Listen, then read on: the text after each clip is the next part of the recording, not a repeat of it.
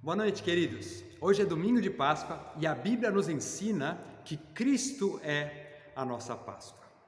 É curioso pensarmos assim, e é para isso que eu quero chamar a sua atenção nessa noite. Como é surpreendente saber que Jesus venceu a morte ao ser crucificado.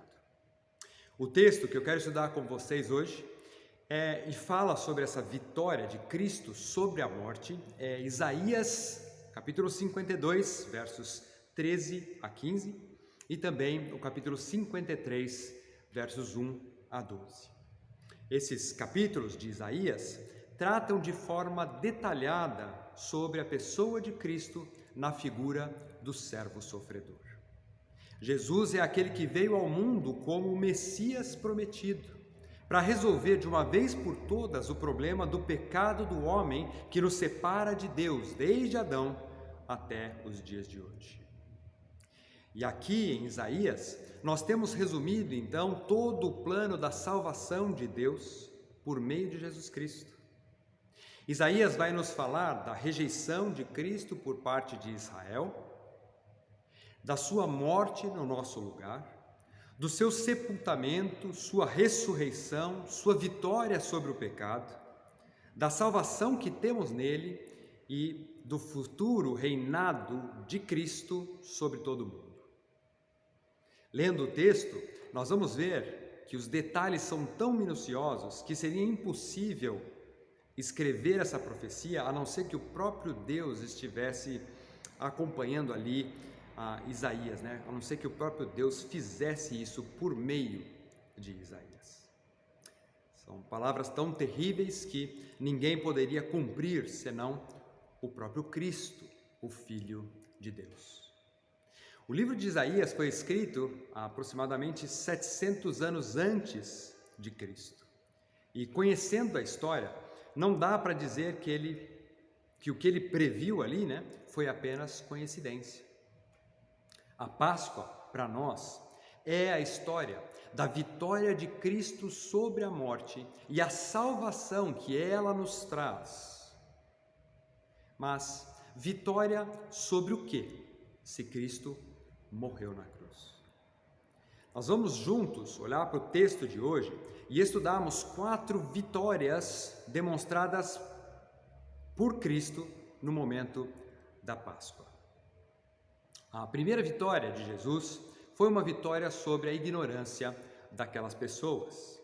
Veja comigo Isaías capítulo 52, versos 13 a 15, onde a palavra nos diz, Isaías 52, 13. A palavra de Deus diz assim: Eis que o meu servo procederá com prudência, será exaltado e elevado e será muito sublime. Como pasmaram muitos à vista dele, pois o seu aspecto estava muito desfigurado, mais do que de outro qualquer, e a sua aparência mais do que dos filhos dos homens. Assim causará admiração às nações, e os reis fecharão a boca por causa dele, porque aquilo que não lhes foi anunciado verão, e aquilo que não ouviram entenderão. Esse termo, o servo do Senhor, aqui no versículo 13, é um dos títulos dado para Jesus como o Messias, o Filho enviado de Deus. E aparecer aqui demonstrava para os judeus o compromisso de Cristo em cumprir a obra da salvação, e que ele faria isso se entregando à morte em nosso lugar. Jesus, a Bíblia fala aqui, seria exaltado, elevado, muito sublime. Tudo isso tem a ver com o resultado da obra de Cristo no seu plano de salvação. Tem a ver com a Páscoa. Ele venceu a morte. Ele teve sucesso em sua missão aqui na terra. Jesus era a única pessoa que poderia cumprir esse plano, pois ele era o próprio Deus. E nós sabemos que ele fez tudo isso, tudo aquilo que precisou ser feito para que o plano de Deus fosse cumprido à risca. No versículo 14, que nós lemos, nós vemos aqui que muitos pasmaram ou ficaram espantados com o sofrimento de Jesus. Fala que o seu aspecto foi desfigurado. Jesus sofreu por mim e por você uma morte terrível. Jesus sofreu fisicamente, ele sofreu emocionalmente e também espiritualmente. Ele foi espancado em vários momentos. Ele foi julgado injustamente pelos líderes religiosos, por Pilatos, por Herodes e também pelo próprio povo judeu. O que Isaías está profetizando aqui é que um dia haveria uma pessoa conhecida entre eles, mas que ele sofreria a tal ponto que elas não o reconheceriam mais. De tão desfigurado que Jesus ficaria ao se entregar naquela cruz.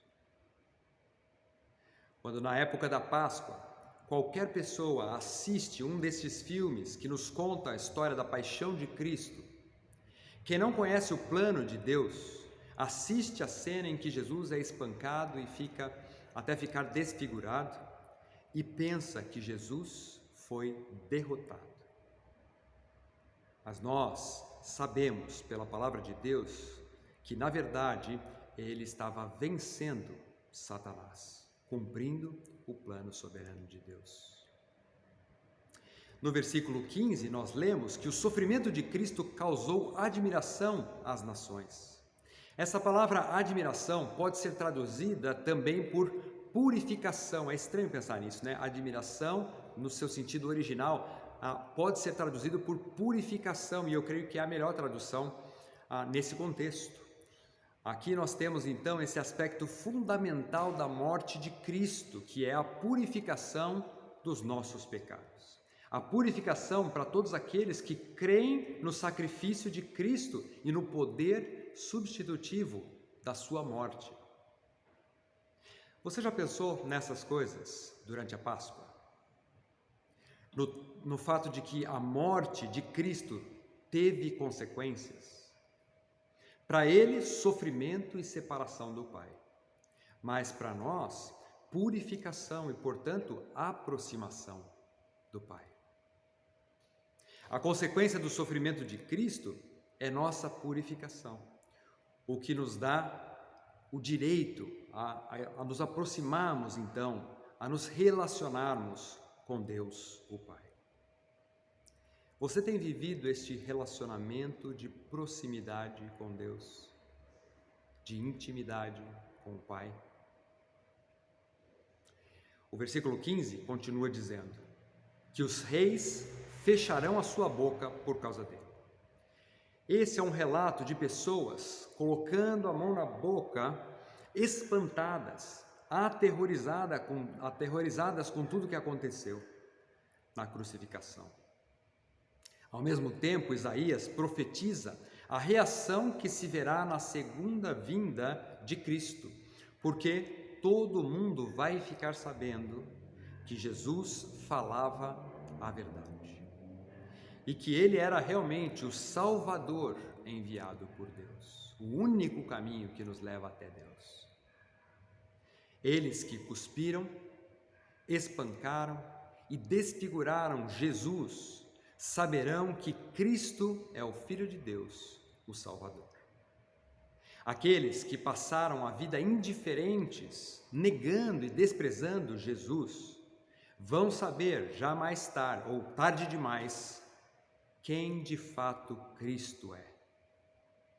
Todos os que o negaram vão ficar chocados em ver que ele voltará como justo juiz, trazendo então condenação e não mais salvação.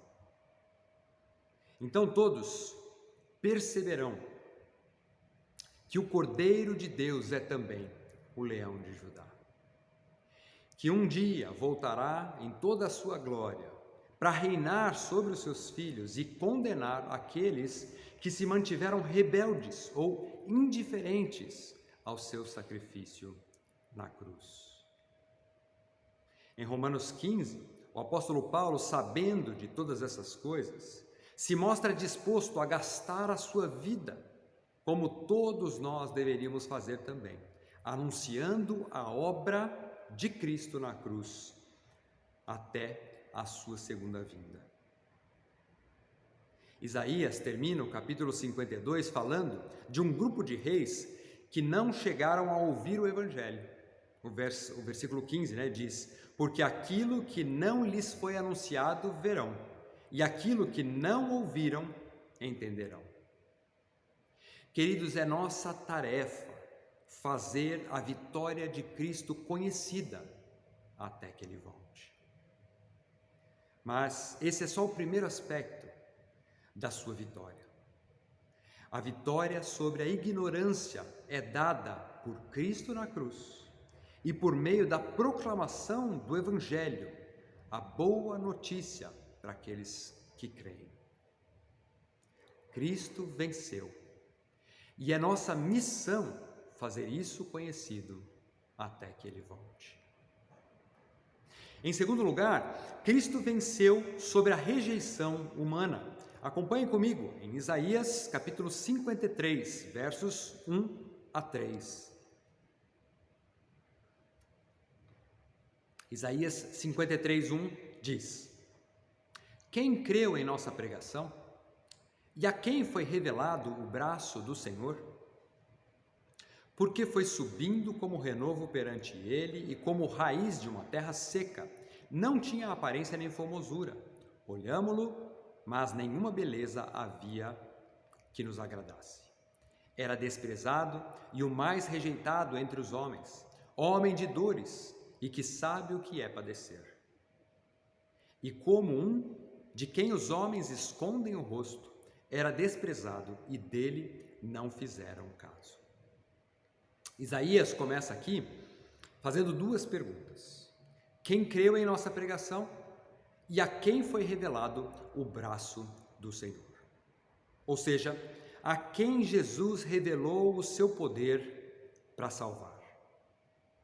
A Nova Tradução da linguagem de hoje diz: quem poderia crer naquilo que acabamos de ouvir, se referindo ao Evangelho do final do capítulo 12. Quem será capaz de crer que o Senhor estava agindo por meio do seu sofrimento? Se Jesus tivesse nascido em uma família rica e importante, ocupado um alto cargo político ou religioso, é possível que as pessoas fossem atraídas a ele, mas com certeza pelos motivos errados. Atraídas por muitas coisas, menos por quem de fato ele é, o Filho de Deus, Salvador. E Jesus, como vemos no versículo 2, não tinha boa aparência nem formosura. Nenhuma beleza havia que nos agradasse, diz o texto. A aparência de Jesus não satisfazia os anseios daquele povo.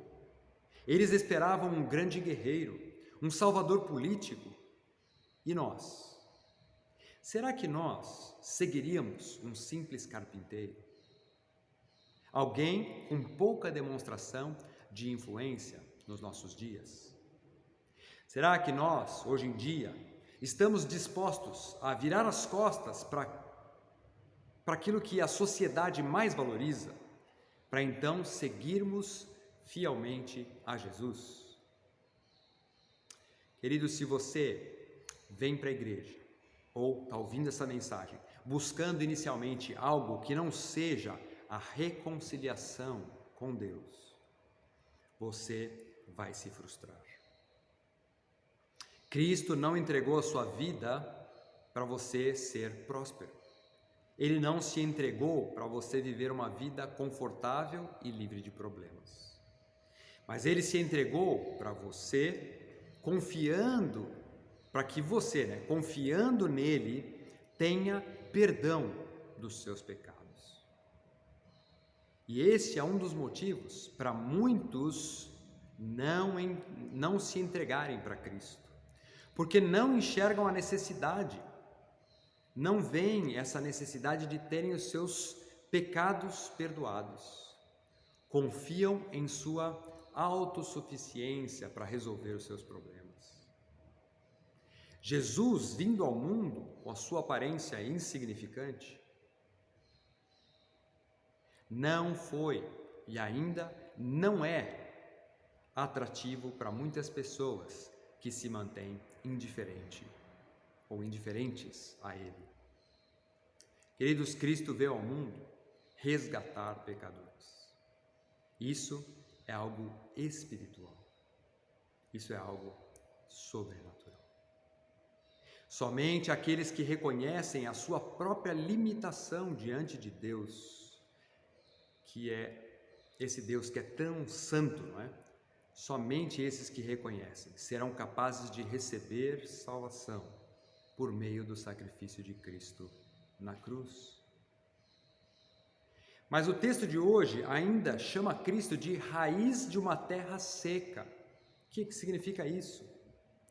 Significa que ele nasceu num povo também não muito importante. Depois do cativeiro babilônico, estava na época ali, na época de Jesus, né? O povo judeu era dominado pelo Império Romano. Jesus era uma pessoa tão comum que Judas teve que traí-lo com um beijo para que os soldados o reconhecessem. Ele foi considerado o mais rejeitado entre os homens. Foi maltratado, homem de dores, diz o texto, que sabe o que é padecer. A sua vida e ministério foram marcados pela dor. O versículo 3 ainda diz: e como um de quem os homens escondem o rosto, era desprezado, e dele não fizemos caso. Não pensa que todos aqueles discípulos, as multidões em que algum momento, né, seguiram Jesus, a gente lê isso nos evangelhos, não pensem que estavam todos ali aos pés da cruz. Não.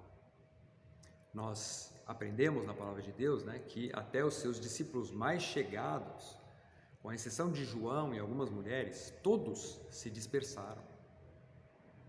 Pessoas assistiram à morte de Cristo como um espetáculo, mas não demonstraram real interesse nele.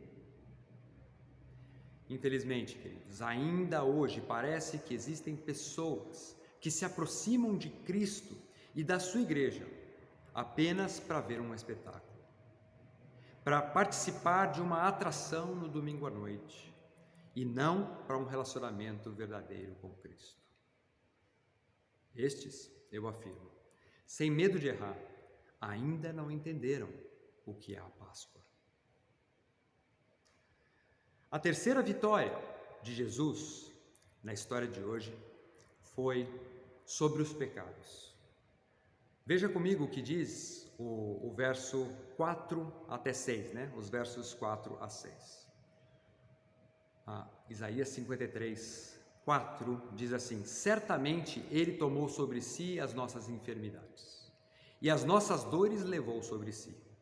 E nós o reputávamos por aflito, ferido de Deus e oprimido.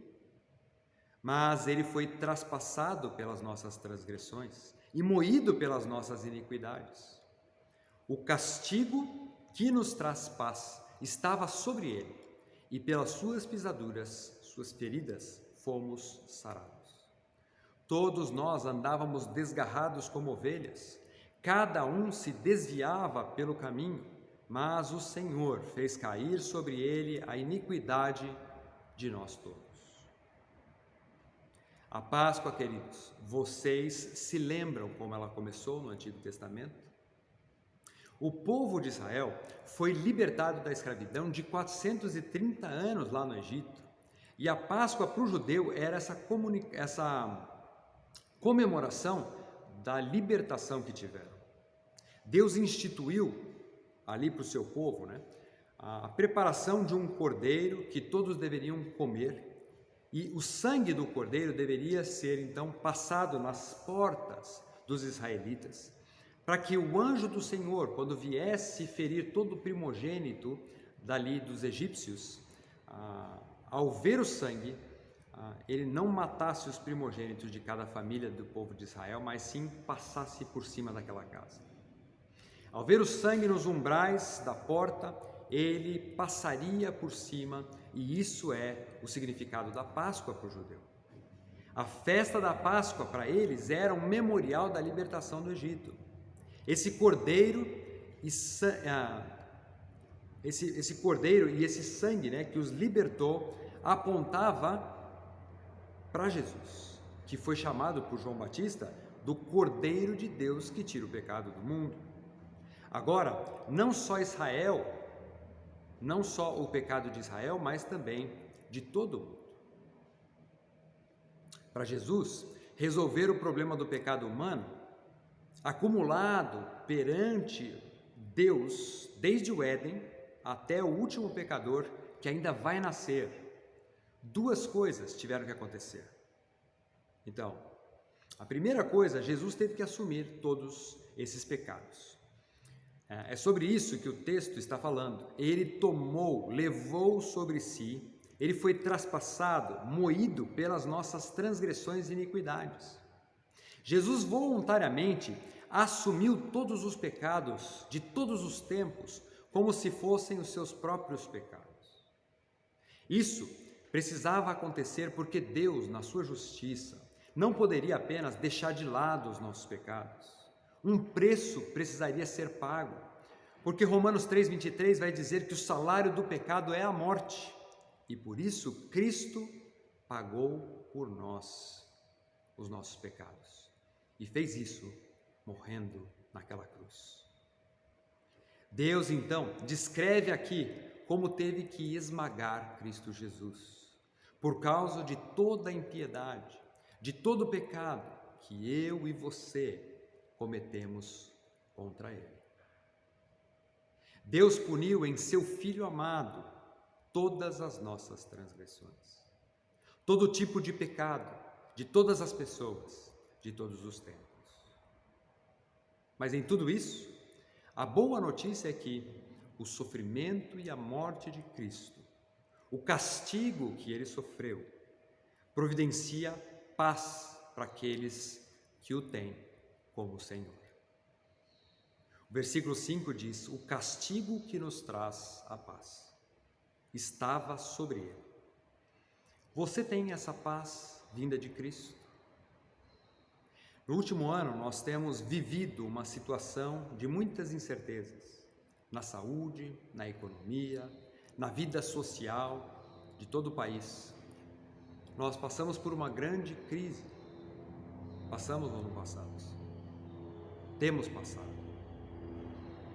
Mas o que nós estamos aprendendo aqui no texto de hoje? Nós estamos vendo que a Páscoa é para nós um sinal de paz. Paz que podemos experimentar quando nós somos de Cristo. Uma paz porque em sua morte, Jesus nos garante uma esperança para além dessa vida. A segunda coisa que tem que acontecer, né, para que os meus pecados sejam perdoados, além de Jesus ter assumido esses pecados, é preciso que eu coloque a minha confiança em Cristo. Jesus sofreu, mesmo sendo Deus. Ele nunca pecou, mas pagou o preço dos nossos pecados, e por isso a paz de Deus nos é dada no momento em que aceitamos esse sacrifício como o único meio de chegarmos até Ele. Nós não temos acesso a Deus porque fazemos o bem, porque nós frequentamos a igreja ou ajudamos pessoas necessitadas. Nada disso. Essas coisas agradam a Deus, mas antes dessas coisas, é preciso que nós reconheçamos que somos pecadores. Precisamos confiar em Jesus Cristo como o único caminho que nos leva até Deus, como o único que pode dirigir a minha vida em todos os aspectos, e assim, em Cristo, eu possa experimentar dessa paz, essa paz prometida aqui. Você tem vivido essa paz? O que falta ainda acontecer na sua vida para você confiar plenamente em Jesus Cristo? Isaías não para por aí. ele continua descrevendo o sofrimento e o desprezo que Jesus enfrentou por nós. Acompanhe comigo no seu texto aí a continuação, versos 7 a 9, que dizem: ele foi oprimido e humilhado, mas não abriu a boca. Como o cordeiro foi levado ao matadouro, e como ovelha muda perante os seus tosquiadores, ele não abriu a boca. 8. Por juízo opressor foi arrebatado, e de sua linhagem quem dela cogitou? Porquanto foi cortado da terra dos viventes, por causa da transgressão do meu povo, ele foi ferido.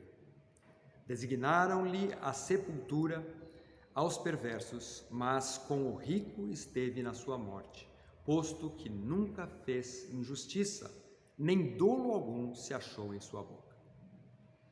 Essas são profecias muito específicas a respeito de Jesus, mostrando que ele mesmo, mostrando que até mesmo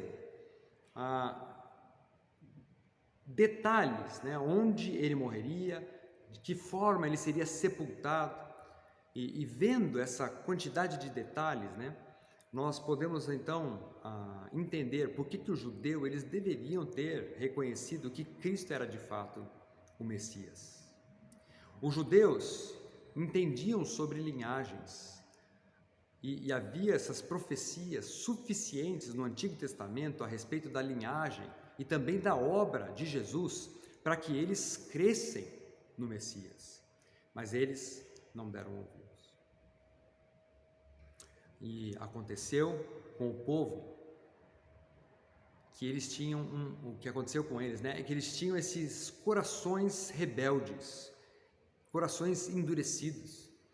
No Novo Testamento, a gente vê o apóstolo João, escrevendo lá em João 12:37, que o problema do homem não é a falta de informação ou sinais que demonstrem quem é Jesus. Em João 12:37, João vai dizer: e embora Jesus tivesse feito tantos sinais na sua presença, eles não creram nele. Percebe? Nosso problema não é falta de sinais, o problema é o coração endurecido do homem. E nós aprendemos aqui que aqueles que não se chegam a Jesus, não é porque eles têm falta de informação insuficiente, mas é porque eles não querem se relacionar com Deus. Eles não querem obedecer a sua palavra. Não querem viver de acordo com o seu padrão. Querem sim viver a sua própria vida, do seu próprio jeito. Não confiam naquilo que Deus diz que é melhor para eles.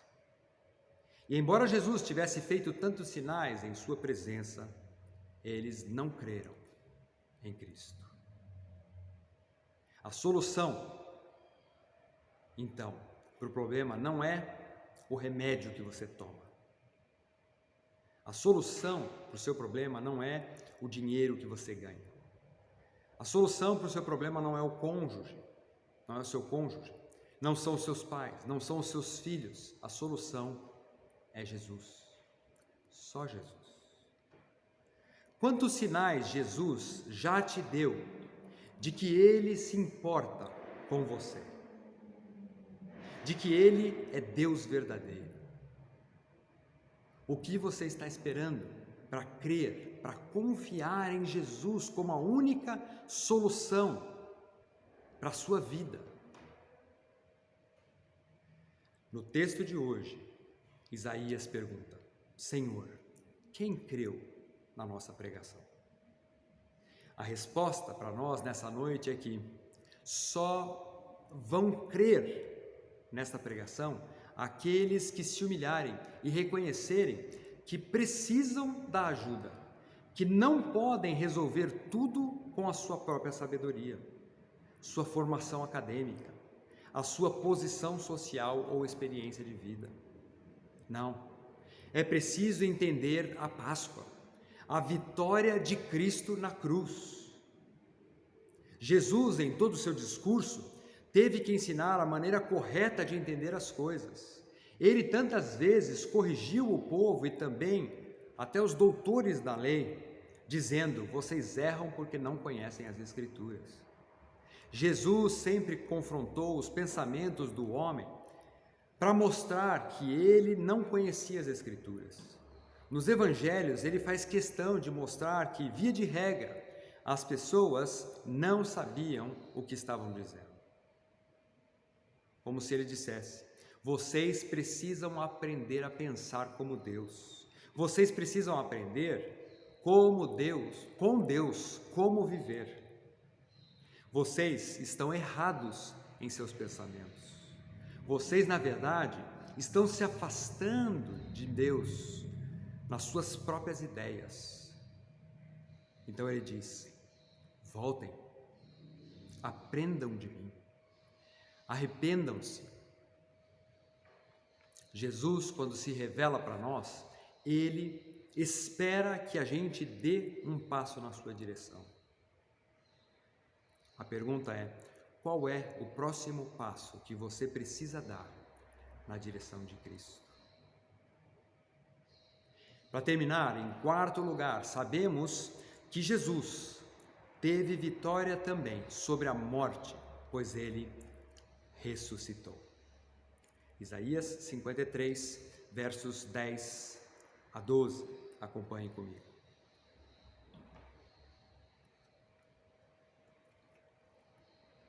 Jesus teve vitória sobre a morte, pois ele ressuscitou.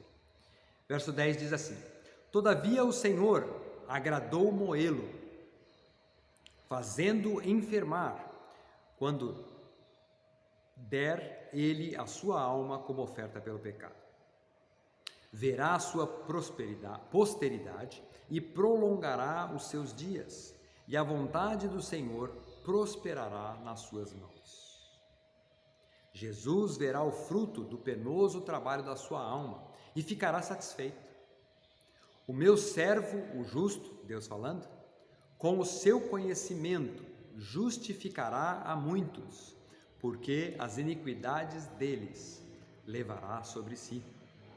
Por isso eu, Deus, lhe darei muitos como a sua parte, e com os poderosos repartirá ele o despojo, porquanto derramou a sua alma na morte. Foi contado com os transgressores, contudo, levou sobre si os pecados de muitos, e pelos transgressores intercedeu. Sem o entendimento correto do plano de Deus, nós poderíamos dizer que ele está sendo cruel aqui, porque o texto diz que Deus se agradou em moer Jesus. Mas a palavra agradou aqui indica que Jesus satisfez a ira de Deus contra o pecado e agradou a Deus, pois cumpriu a sua vontade soberana de redimir o ser humano. Cristo, em sua morte, disse: está consumado. A missão de Jesus foi cumprida. O Pai está satisfeito, os pecados estão pagos e Jesus também está satisfeito por cumprir o seu propósito, a sua missão. Cristo conquistou na cruz aquilo que nenhuma outra religião, boa ação ou esforço pessoal poderia conquistar: a salvação e a vida eterna. Foi isso que Cristo conquistou para nós na Páscoa. Mas com certeza, de que ele venceu? Mas como a gente ter certeza, de que realmente ele venceu a morte? É a pergunta final que eu quero responder. Como ter essa certeza?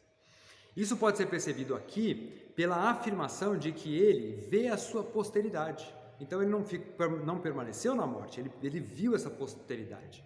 Ele vê o resultado do seu trabalho. Assim, Cristo prova também a sua divindade, porque só Deus é aquele que pode dar a sua vida e depois retomar a sua vida, como ele mesmo afirmou nos evangelhos. Na época de Jesus era comum que homens fossem crucificados, isso não era uma novidade. A diferença de Jesus é que ele venceu a morte. ele ressuscitou. Jesus ressuscitou, ele conquistou a vida eterna para aqueles que se entregam a ele. Jesus, ao ressuscitar, provou que era o Filho de Deus, pois ele disse que após 3 dias ressuscitaria, assim como ele disse também que era o Filho de Deus, e tudo isso se cumpriu. O verso 11 afirma que Jesus, após a ressurreição, veria o penoso trabalho da sua mão e ficaria satisfeito. Querido, Jesus não morreu como coitadinho, mas se entregou para cumprir o plano de Deus e por isso ele ficou satisfeito. Será que nós demonstramos esse mesmo tipo de compromisso, de disposição de obedecermos a Deus Pai? Será que nós temos cumprido a missão que Ele tem para nós? A missão de glorificarmos o Seu nome acima de todas as coisas? Jesus ficou satisfeito por prolongar os seus dias após a morte. E Ele fez isso através da ressurreição. Jesus ficou satisfeito ao ver o resultado que a sua morte produziu. O perdão, a redenção da humanidade. Jesus ficou satisfeito ao justificar aqueles que Deus lhe deu. Isso tem a ver com a salvação. Jesus ficou satisfeito por gerar uma descendência de filhos de Deus. Uma doutrina que a Bíblia chama os teólogos chamam de filiação.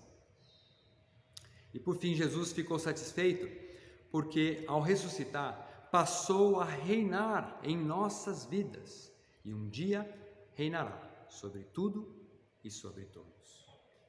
Queridos, essa é a verdadeira Páscoa. Que Cristo venceu a morte ao ser crucificado. Por isso nós vimos hoje que Cristo venceu a ignorância de todo homem através do ensino do Evangelho. Cristo venceu a rejeição humana, dando a sua própria vida, se entregando por nós. Vimos também que Cristo venceu o pecado, assumindo estes pecados em nosso lugar. E por fim, Cristo venceu a morte, pois Ele ressuscitou. Amém? Vamos orar, vamos agradecer mais uma vez pela Páscoa do nosso Senhor Jesus. Baixe sua cabeça, vamos falar com Deus. Pai querido, nós te louvamos por essa boa nova que é a Páscoa para nós.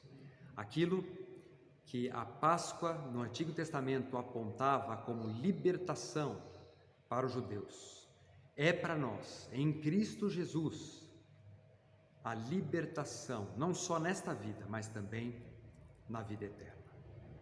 Pai, nós te louvamos, Senhor, pelo sacrifício de Cristo naquela cruz e pela vida que isso nos traz, pela paz que isso nos traz. Nós te louvamos, Senhor, porque mesmo não merecendo nada disso, o Senhor, pela graça, enviou Jesus Cristo para se entregar por nós.